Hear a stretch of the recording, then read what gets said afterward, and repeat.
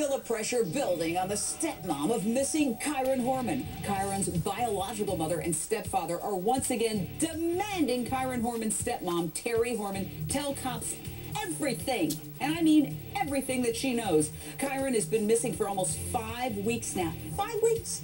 Does his stepmom hold the secret that could lead to little Kyron? Kyron vanished from his school on June 4th under Terry Horman's watch. We've learned that she allegedly tried to hire a hitman 6 months ago to have her husband, Kane, murdered. That's Kyron's dad. The day Kane Horman got that news, he understandably picked up and moved out with their baby girl. Kyron's biological mom and stepfather talked to reporters yesterday. You could feel their rage and their frustration. Listen. You need to do what is right. Not for me, not for Tony, not for Kane, and not even for Kyron. You need to do it for Kiara. Because she needs to see that you did the right thing to help bring her brother home. The day little Kyron vanished, stepmom Terry Horman was supposed to drive him to a weekend visit with his biological mother 110 miles away.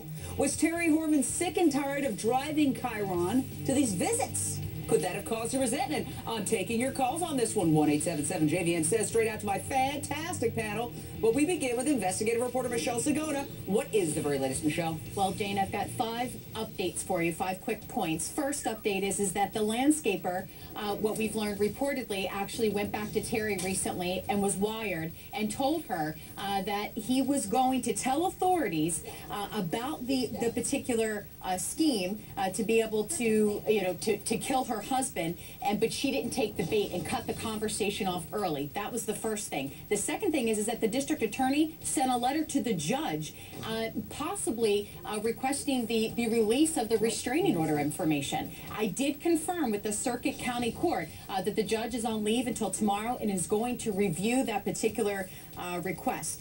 The third thing is that Kyron's stepfather had actually spoke out yesterday and said that, quote, people can connect the dots and draw their own conclusions in the investigation. Quote, if you are a reasoning person, you can come to your own opinion about that, end quote.